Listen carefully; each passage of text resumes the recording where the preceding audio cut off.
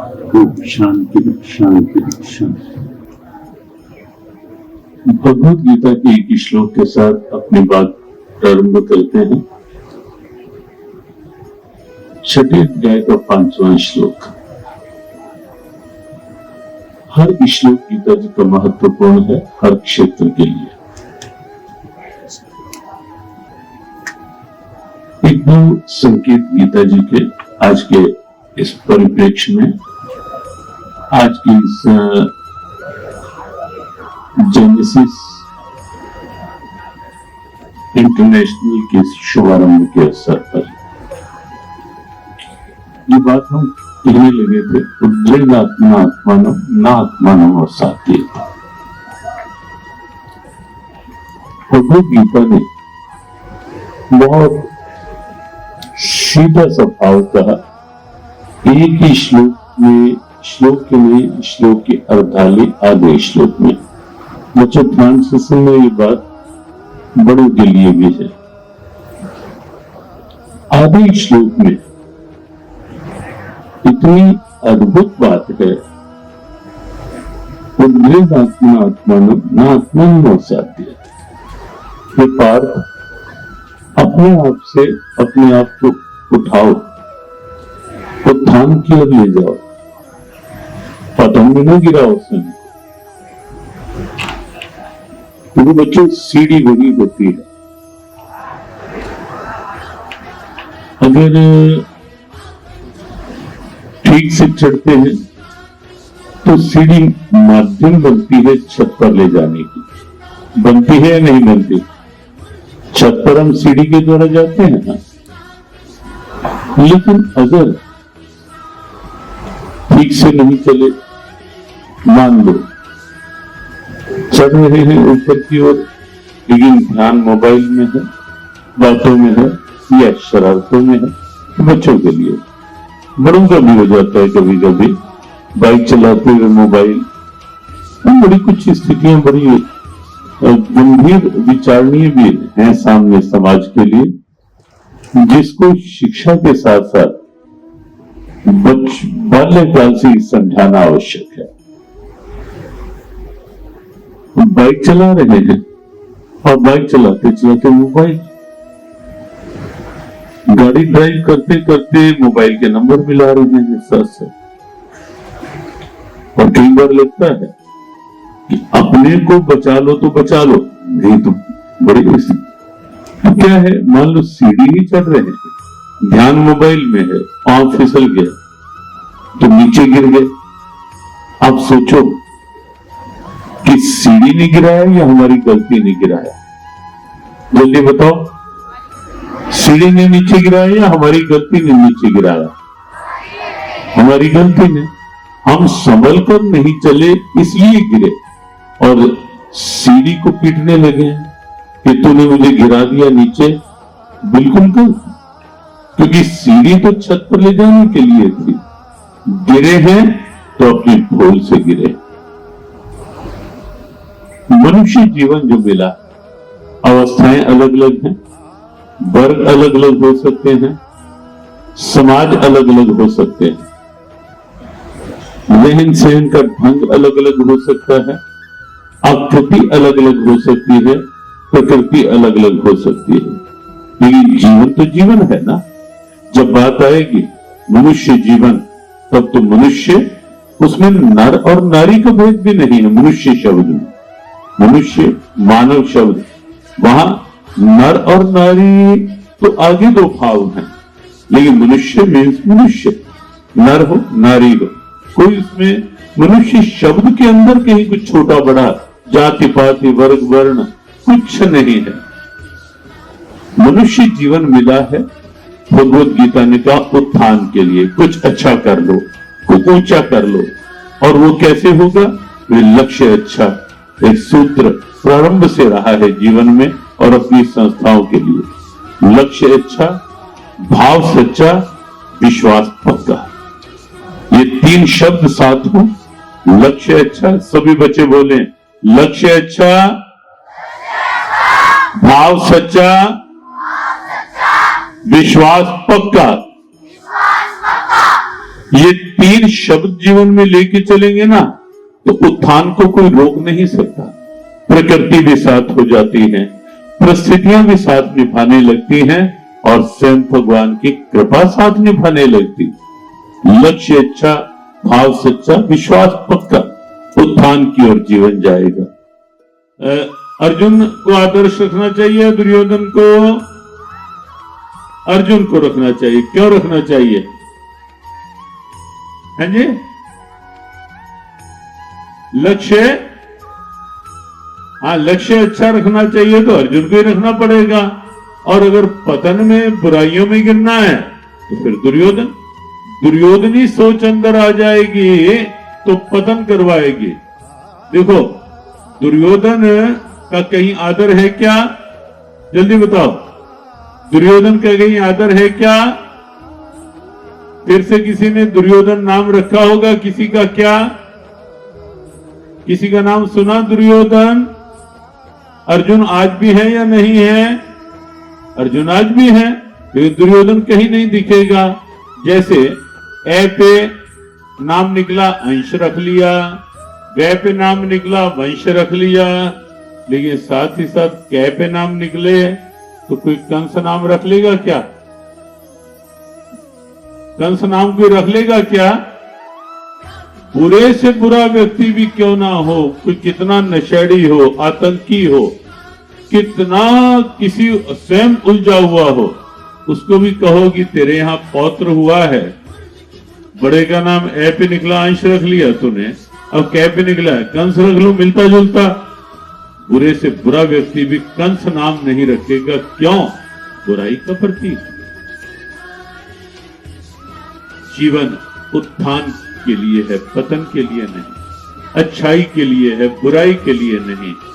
शबरी, आज भी घर घर में शबरी का आदर है या नहीं है? और लाखों वर्ष के बाद शबरी फिर एक जीवंत प्रेरणा बन गई थी जब राम मंदिर की दिव्यता सामने आ रही थी और सबको उत्सुक प्रतीक्षा थी कि रामलला विराजने वाले हैं अयोध्या में। वो चिर प्रतीक्षित हमारी भावना पूरी होने वाली है और तब फिर से घर घर में शबरी के गीत गूंजने लगे थे या नहीं? घर घर में राम मेरे घर कब आएंगे, वहां तो आगे कितने गीत शबरी के भाव के साथ, और अब तो शबरी के स्थान भी बन गया अयोध्या। तो शबरी आज भी जीवंत प्रेरणा है, लेकिन शूर्पणखा का कहीं आदर है क्या? राशि एक ही है। क्यों? बुराई की प्रतीक है। तो जीवन में अच्छाइयां प्रकट हो जीवन की, इसलिए ये जीवन है। उत्थान की ओर जीवन आगे बढ़े, इसके लिए ये जीवन है। और शिक्षा उसमें महत्वपूर्ण भूमिका निभाती है। आधार भूमिका, जो बेसिक रोल है, वो शिक्षा का है। शिक्षा कहां से, शिक्षा कैसे? तो स्कूलों का बाहर का गेटअप सेटअप अच्छा हो, बुराई नहीं। एसी हॉस्टल हो, बुराई नहीं। रूम्स भी भले ही आज की सुविधा के अनुसार हो, कोई बुराई नहीं। समय के साथ आगे बढ़ना बुरा नहीं। हम कभी उसमें उस विरोध में नहीं रहे कि क्या आवश्यकता है इसकी। ठीक है, समय के साथ चलना, बढ़ना। और आपको ये बता दें, भगवत गीता किसी भी प्रकार के विकास के में बाधक नहीं है। अभी गीता जयंती के दिन आ रहे हैं, अभी बैठे बैठे उससे पूर्व भी सोच रहे थे कि कुछ ऐसे प्रबुद्ध सेमिनार हो जिससे संवाद हो, पारस्परिक, जैसे आपसे हम बात कर रहे थे, ऐसे कोई संवाद हो और उसमें ये ऐसे कोई विषय हो कि वास्तविक विकास किसे कहते हैं, what is the real development, वो साथ साथ हो। कर्नल अरुण दत्ता जी बैठे हैं, बड़े प्रबुद्ध मानसिकता के व्यक्ति हैं।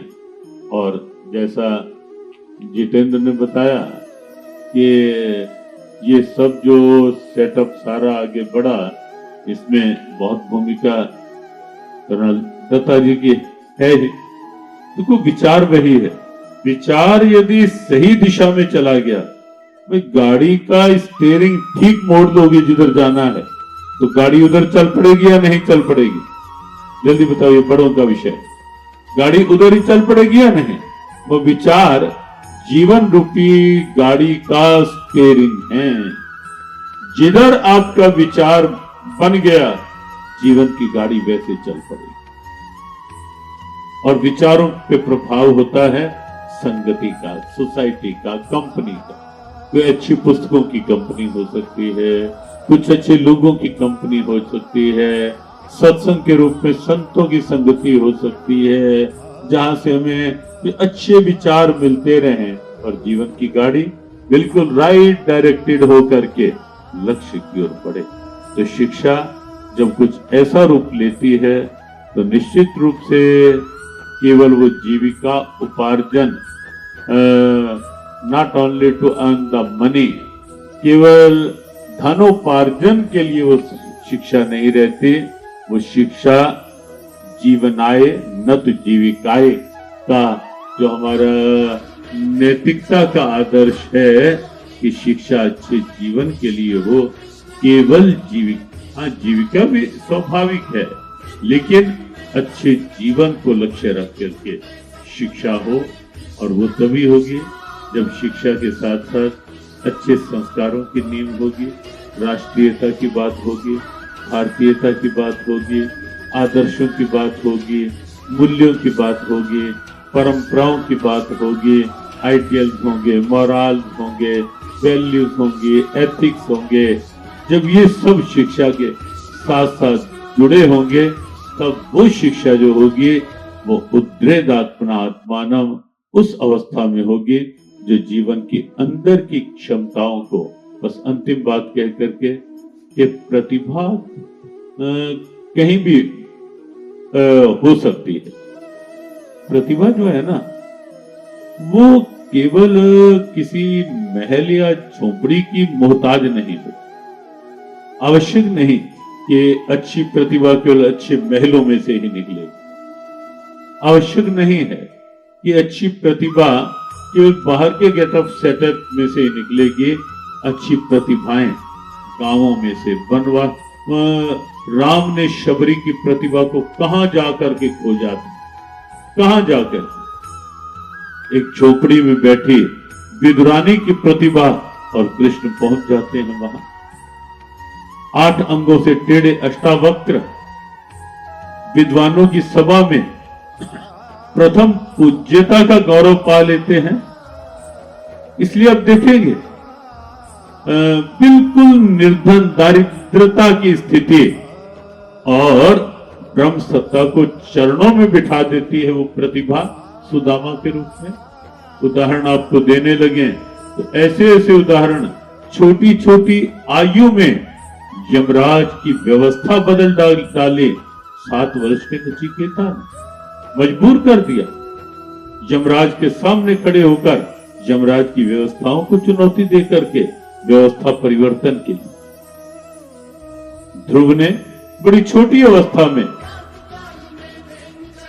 केवल 5.5 से प्रारंभ और 6 वर्ष की अवस्था कि भगवान सामने खड़े थे, और जब नारद जी ने पूछा कि ध्रुव की समाधि लगी, वो तो अंदर ही अंदर आपका साक्षात कर रहा है। हाँ नारद, अब भी उस समाधि अवस्था में उसकी यही स्थिति है। नारद ने कहा प्रभु, तब आपको क्या आवश्यकता पड़ी यहां सामने आने की? भगवान ने कहा नारद, यहां मैं ध्रुव को दर्शन देने के लिए नहीं आया, यहां तो इस बालक का दर्शन करने के लिए। यहां दर्शन देने नहीं आया इसको, यहां तो मैं इसका दर्शन करने आया हूं कि छोटी आयु में इतनी प्रतिभा, इतना संकल्प। ये भारत वो धरा है जहां संकल्पों की पूजा हुई है, जहां शुद्ध विचारों की पूजा हुई है, और हमें विश्वास है ये जेनेसिस इंटरनेशनल जो एक श्रृंखला प्रारंभ हुई। विस्तार से जितेंद्र जी ने अपने सहज स्वभाव में हंसते हंसाते हुए अपनी बात कही और उसने बताया कि कहाँ से प्रारंभ हुए, कैसे प्रारंभ हुए। और बात वही है, लक्ष्य, इच्छा, भाव, सच्चा विश्वास पक्का होगा तो निश्चित है प्रकृति और परिस्थिति रास्ते अपने आप बनाती चली जाती है।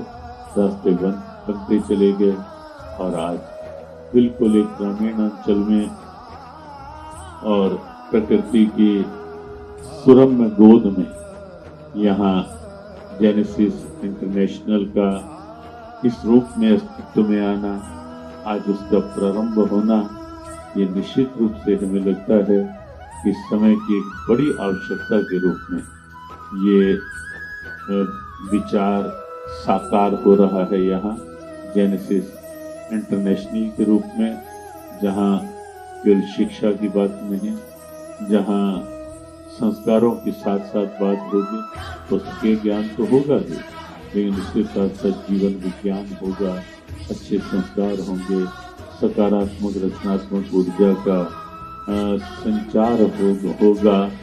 तो ऐसे ढेरों भावों के साथ ये जेनेसिस इंटरनेशनल एक अच्छे सोच, अच्छे विचार के साथ आज साकार होने जा रहा है।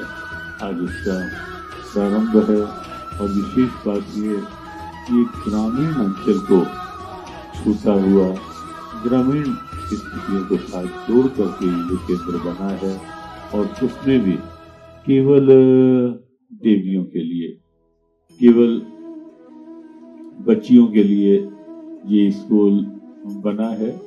और इस ढंग का जो प्रयोग है वो भी अपने आप में अभिनव भी है और आदर्श भी है और प्रेरक भी है। ये प्रयोग कि बच्चियों के प्रतिभा को उस रूप में विकसित करने का ये जो प्रयास है और उसमें जो सेव्य भाव है साथ कि हर गांव की एक बच्ची को जो भी ऐसी दिखेगी प्रतिभा है लेकिन साधन नहीं। कई बार होता है ऐसा कि प्रतिभा तो है लेकिन उस प्रतिभा को मुखरित होने, विकसित करने के लिए साधनों का अभाव हो जाता है।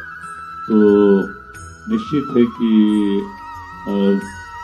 ऐसी स्थिति में यदि ऐसा निर्णय होता है वो उस निर्णय की भी वंदना की जानी चाहिए। एक अच्छा निर्णय है और वो तो हमारे पत्रकार भाई बहनों ने हमारे से पूछा ये जो निर्णय, तो स्वाभाविक हमारी वाणी से निकल गया। एक एक का संकल्प तो यहाँ जितेंद्र जी ने और टीम ने लिया है, लेकिन हमने कहा कि अगर बहुत आवश्यकता लगे, बहुत कोई जरूरतमंद ऐसी स्थिति है तो वहाँ फिर मिलजुल कर उसका करना चाहिए और किसी की प्रतिभा को मुखरित होने से वंचित नहीं होना चाहिए। और उसमें हम सब समाज समर्पित भाव से सद्भावना दिखाए, ऐसा एक आदर्श समाज का मजबूत आधार हो सकता है। इससे हमें विश्वास है कि जेनेसिस इंटरनेशनल एक अच्छे भाव के साथ आगे बढ़ेगा और ग्रामीण अंचलों में जो कहीं न कहीं लुप्त और गुप्त सी प्रतिभाएं हैं, यहाँ के माध्यम से वो न केवल